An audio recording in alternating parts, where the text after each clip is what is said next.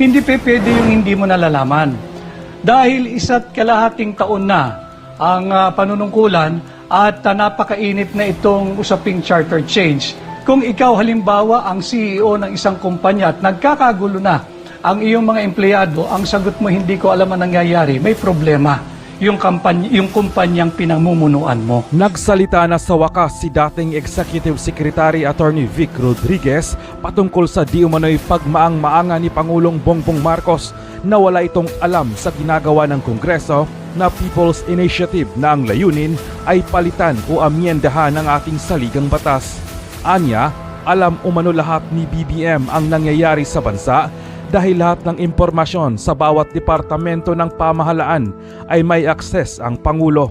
Tila, nilaglag na nga ni Attorney Vic Rodriguez ang dati nitong best friend na hanggang sa ito'y manalo bilang Pangulo ng bansa ay hindi nito pinabayaan. Subalit, nang maupo ito sa pwesto bilang Pangulo at itinalaga namang Executive Secretary si Rodriguez ay basta na lamang itong sinibak ni BBM dahil umano sa conflict of interest. Tunay na di umanong walang utang na loob si Pangulong Bongbong Marcos sa mga taong tumulong sa kanya, katulad na lamang kay dating Pangulong Duterte na pinalibing pa mismo sa libingan ng mga bayani ang dating Pangulong Ferdinand Marcos. Subalit, iba ang iginanti ni BBM sa pamilya Duterte. Komento pa nga ng mga dismayadong netizens, may pinanghahawakan yan si Romualdez kaya kahit anong kabulustugan di masibak ni BBM. Di niya kaya kasi malamang yan may blackmail iyan. Salamat Attorney Vic sa iyong pagtindig sa issue na ito. Kaya siguro ayaw lumantad na mga nasa likod ng People's Initiative ay dahil meron silang maitim na balak.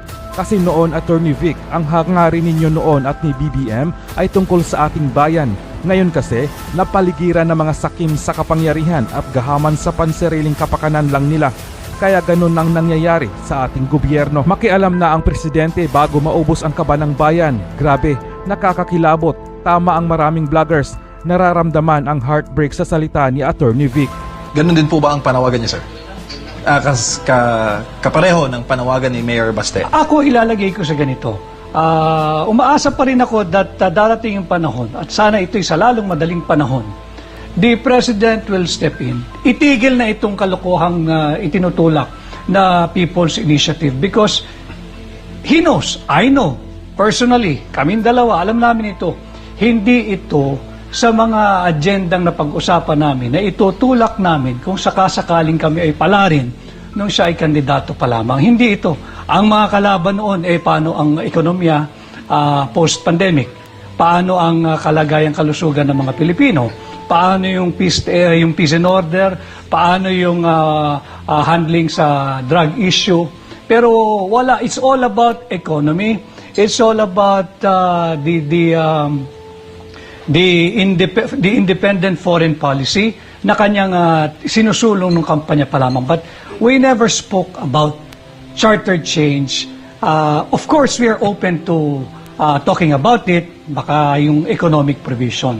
Pero hindi dapat galawin. At alam niya ito, nalalaman niya ito, alam ko ito personal dahil nag-uusap kami nung araw, na hindi dapat pakialaman yung political provisions of the Constitution. And I hope soon, but it has to be very, very soon, the President should step in and ask all those who are pushing for a fake, deceptive, tyrannical, despotic, and graft-ridden push for charter change na itigil na itong peke at huwad na People's Initiative.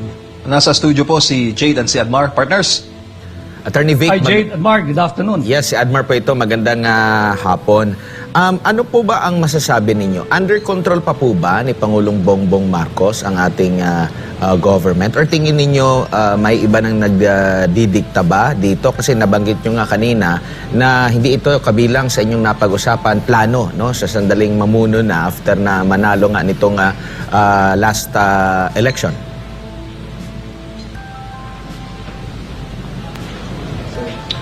Kinakailangan niya, kagaya ng sinabi ko, Admar, President Marcos needs to step in and he needs to step up and assert his leadership as our president. Because whether we like it or not, he is our president. And as leader of the country, bilang ama ng Republika ng Pilipinas, normal naman na nagtatalo-talo yung isang pamilya, yung mga anak mo, yung mga kapatid mo, pinsan mo. Pero pag kinakailangan na mag-referee ng isang ama para magkaroon ng stability at kapayapaan sa isang pamilya, kinakailangan naman, hindi na tayo magpatumpik-tumpik pa at makialam na si Pangulong Marcos. At yun nga, patigilin na niya yung mga nagtutulak ng HUAD na People's Initiative tungo sa charter change. Matagal na kayong magkakilala ng ating Pangulo. Tingin mo, kaya niya, sabi mo nga, mag-referee dito sa mga pangyayari na ito? Ako naniniwala pa sa ginusto, kakayanin. Basta't ginusto, kakayanin. Alam mo naman, pagkaayaw, maraming dahilan. Yes, partner Jade. Oo. Attorney, si Jade po ito. Kanina narinig namin itong pahayag ni Attorney Glenn Chong hinggil ka po dito kay FL, First Lady Lisa Marcos. Kayo ho ba'y naniniwala? Ano ho ba yung papel ni FL dito po sa isinusulong na People's Initiative para sa Chacha? I rather not respond to your question for now because I have no, as you have known me by now, Jade, hindi ako palasagot doon sa bagay na wala akong personal na nalalaman o kinalaman at hindi ako pumapatol doon sa, with all due respect, sa tanong na conjecture or hypothetical. I'd rather talk about what's happening, itong substansya nung galaw para amendahan ang ating saligang batas. Subalit kagaya nga nung nasabi ko kanina, hindi ito yung People's Initiative na nakasaad sa ating saligang batas. Ayan, hindi yan yung Section 2 of Article 17 of our Constitution. Ito ay malinaw, lantaran at harapang paglalasapastangan sa ating saligang batas at hindi natin dapat payagan dahil sabi ko nga, tayo ay Pilipino, hindi tayo for sale. At naniniwala din ho ba kayo, attorney, na may ibang may nagpi-feed ng ibang impormasyon tungkol sa Chacha sa ating Pangulong Bongbong Marcos? Hindi ako naniniwala. You know, I've been there. When you are the president, you have access to all and any information. Hindi pwedeng sabihin, hindi ko alam ang nangyayari, hindi ko alam ang totoong sentimiento ng taong bayan. Lahat ng impormasyon papasok dyan sa tanggapan ng Pangulo. Attorney, si Admiral Paul, ito kanina narinig nyo ang pahayag ni Mayor Baste Duterte. Tumbok ba yung kanyang mga sinasabi na dapat ng, kumbaga, nabanggit nyo nga alam ng Pangulo ito. Kulang lang talaga ng push na magsalita siya. At, pero dun sa halos huli na sa kanyang pahayag, kung hindi niya kakayanin, lalo na ang pagresolba nito, mas maigi na mag-step down na lang siya. Take away the personality mention. Let's just approach this theoretically. Halimbawa, ikaw ang Pangulo at duty-bound ka na gawin at ipatupad lahat ng batas na nararapat ng tama at may fairness and dapat just ka. Hindi pwede yung hindi mo nalalaman. Dahil 1.5 taon na ang panunungkulan at napakainit na itong usaping charter change. Kung ikaw halimbawa ang CEO ng isang kumpanya at nagkakagulo na ang iyong mga empleyado, ang sagot mo hindi ko alam ang nangyayari, may problema yung kumpanyang pinamumunuan mo. Opo. Sir, magtatatlong taon na ang Marcos administration. Doon ba sa mga pinaplano nyo dati, kahit noon pa, nung pagtakbo pa lang ng Vice President, hanggang dito nga, nakatakbo na ng Presidente, hanggang sa nanalo, ito bang mga, lalo na itong mga hakbang sa unang bahagi ng taong pamumuno ng Marcos administration, ito bang lahat ay nakalinya sa plano ninyo noon? Itong lahat ng pangyayari? Hindi. Ang usapan namin maglilingkod kami ng tapat at matiwasay at aming lalabanan ang maling sistema sa pamahalaan, lalabanan namin ang graft and corruption at pipili kami ng mahuhusay na tao na maglilingkod sa ating bayan. Alam mo, ang dami nagsasabi na baka manahimik ka na lamang.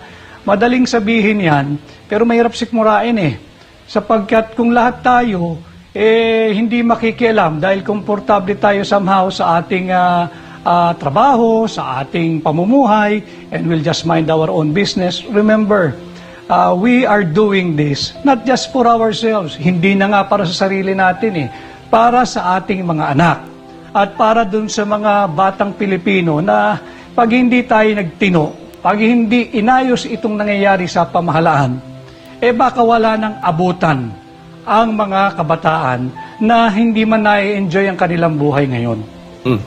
Attorney, si Jade po ulit ito. Marami sa ating mga kababayan nagtatanong kung meron pa bang unit team.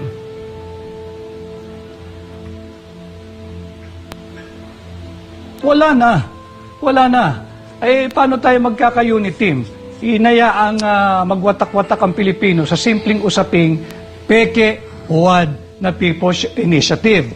Sino naman ang nakikinabang nito? Iilan lang yung mga talagang sakim na manatili sa kapangyarihan. Yung mga gutom na sinisip-sip at talaga namang inuubos ang pondo ng ating bansa. Walang unit team, wala nang unit team. At nakikita naman ninyo yung sentimiento dito sa Davao City, dito sa ginagawang Leaders Forum. Walang unity. At maaari namang gamutin yan. Makialam lang si Pangulong Marcos, ipatigil niya yung People's Initiative na huwad. Total, sinabi naman niya hindi niya interes ito at sang-ayon siya na this will cause a lot of division in our country. Heto na nga tayo, nagkakawatak-watak at salungat doon sa mensahe nung kanyang kampanya na unity o pagkakaisa. Attorney, si Speaker Martin Romualdez ay makailang beses na itinatanggi yung mga akusasyon na siya ang nasa likod nitong People's Initiative para sa Chacha. Ngayon, next week, by Tuesday, kung hindi ako nagkakamali, magkakaroon din ng investigasyon ang Senado hinggil nga sa bayad kapalit ng pirma. Pero yung mga kababayan natin na nakaranas nito ay takot naman na magsalita. Yung mga opisyal na sa gobyerno na mismong alam nila yung mga nangyayari. Paano kaya iyan sila ay mahikayat na magsalita para labanan itong sinasabing bribery initiative? Alam mo, hindi naman nakakagulat na may pangamba o takot yung ating mga kababayan, lalo na yung nakapaloob sa hanay ng ating gobyerno dahil siyempre livelihood or job is on the line. Tatakot yung mga yan.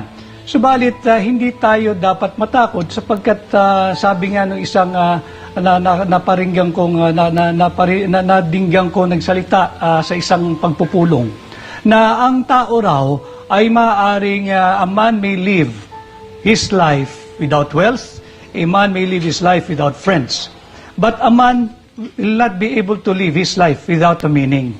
Huwag tayong matakot, minsan lang tayong mabubuhay at ito para ginagawa natin para sa bansa. Ano ba naman pakalam natin sa charter change kung iisipin natin? Pero hindi dapat ganun ang ating mindset sapagkat pag ginalaw mo na ang charter change, ang ating saligang batas, hinayaan nating lapastanganin, pati ang ating karapatan ay kanila na ring sisikilin. Sigurado yan. Attorney, Partner Jade, Partner Admar, may mga tanong din ng ating mga kababayan.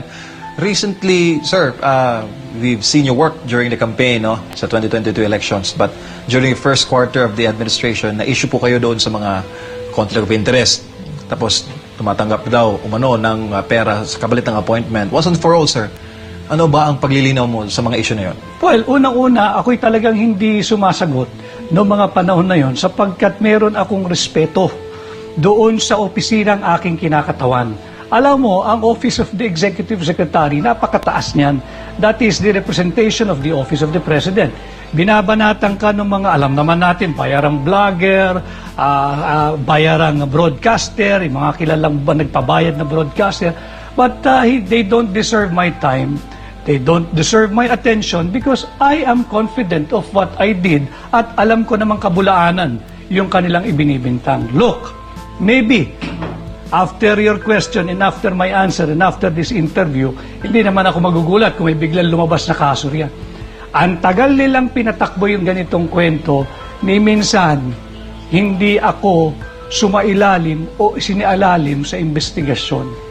At hanggang sa ngayon, sa dami ng binintang nila, wala akong ni isang kasong administratibo, civil, or criminal. Bakit? Wala eh. At ni isang tao, nobody came forward, even one, to even accuse me. Di bali na yung tumanggap eh. Yung hiningan ko lang ba na hindi nakapagbigay dahil ang laki ng hiningi ko, ni isang kaluluwa, wala. Bakit? Kasi wala. Million sir, yung mga lumabas na issue nun mga blind item, Talk is coming cheap from eh. the grapevine. Yung grapevine, uso yan pagka wala kang source eh. Hindi ba? Ginagawa yan sa media ng mga ibang kaibigan natin. According to A source. Sino si source? Siya rin yun eh. Gawa-gawa lang niya yun eh. Di ba? Kaya lang, ako naman, ganun ang buhay ng isang nasa gobyerno, lalo pat napakataas na posisyon. Hindi naman tayo iyakin eh. Naipagtanggol nga natin yung ating ikinampanya nun eh, sa lahat ng batikos, sa lahat ng negatibo eh. So, sa dami ng ginagawa namin noon, ako'y naroroon pa, at mas maraming importanteng bagay eh. Even conflict of interest, look. All those who are appointed, most of those appointees now, kung yun ang panantayan nilang conflict of interest, di conflicted lahat yan, pero nakalimutan nilang sabihin ang totoo sa taong bayan. Hindi ba't kaya nga nagdadivest ka ng interest mo sa kumpanya mo? Kagaya ko, I have to divest yung aking interest sa sarili kong law firm, kasi kung hindi, doon palang papasok yung conflict of interest. But before you assume any position at nag-divest ka na, wala nang conflict yon. And since naitanong mo yan, halimbawa sa bahay mo, ang problema ay sa kuryente. Sinong tatawagin mo? Tubero? Siyempre kukuha ka ng electrician. Ganon din sana sa pamahalaan. Kung ang departamento ay patungkol sa halimbawa ay transportation, alam nga naman kumuha ka nung ang skills ay patungkol naman sa agrikultura. May problema tayo pagka ganon. Wala tayo sa tono. That's why, mostly, ay merong interest o may hanap buhay o naging involved doon sa isang linya na may kinalaman sa isang departamento kung saan siya magiging bahagi. But, you have first to divest your interest, shareholdings, or ownership in that company so that when you assume, and when you take your oath, and when you take office, you are no longer conflicted. Wala ng conflict of interest. Ibig sabihin po ba niyo, attorney, nung nawala kayo as ES, lumala yung appointments? Well, Doon I pumasok cannot compare my term or my time and now. I think it's not for me to compare or to make comparison, and most especially, it's not for me to judge that this was during my time and this is what's happening now. Parang malasawa naman kung ako ang huhusga mismo niyan. Sir, may mga issue na naman na, sorry, I'm gonna ask the hard questions. May mga issue din po na nababalot na naman sa kaugnayan ng paggamit ng illegal drugs si President BBM na one way or another doon sa campaign ay isa po kayo sa nagpaliwanag. Anong mensahe niyo doon, sir, na yung issue ng illegal drugs ay nauugnay na naman sa kanya? Well, basta't ako, nung kami magkasama, pinakita ko yung kanyang resulta. At naisagot ko naman yon. But again, I am not the competent person or personality to respond to or even talk about yung tanong mong yan. Hindi ako yon. Sir, nabanggit niyo po kanina na may pag-asa pa kayo na maayos itong lahat. Pag dumating po ba ang punto na hindi po na-meet yung pong inaasam na kaayusan sa bandang huli, may mga sasabihin po ba kayo, sir? Maibubulgar po ba kayo? Dahil marami sa ating mga kababayan. Hindi. Basta't ako naririto dahil I feel responsible dahil ako yung kaming dalawa magkasama na walang gustong sumama sa amin eh. And ang daming tao ang naniwala, umasa at nagtiwala. At hanggang ngayon, MJ, hanggang ngayon, araw-araw may tawag ako. Kamusta na? Anong gagawin namin? Para kaming mga walang direksyon. So they look up, they call me up, they look up to me for leadership. And bilang isang Pilipino na, may partisipasyon ako doon sa pangungumbinsi, sa pangangampanya ng mabuti. Kailangan ko silang sagutin. Kailangan ko naman sila na iakayin patungo doon sa tingin kong nararapat gawin at yung mga positions natin politically or legally na sa tingin ko ito ang dapat gawin. Naruroon ako sa estadong ganon. And again, I was asked by another outfit kanina, why am I here? I'm here because I said Davao City and the Davaoenos and all the friends of God here today are not for sale. And so am I. I'm not for sale, Filipinos are not for sale. Kaya ako naririto. And I am expressing my view, mahirap yung sinasabing natatakot Dahil ako, I'm a man of law, nakikita, malinaw sa saligang batas, I have the right to express my own opinion.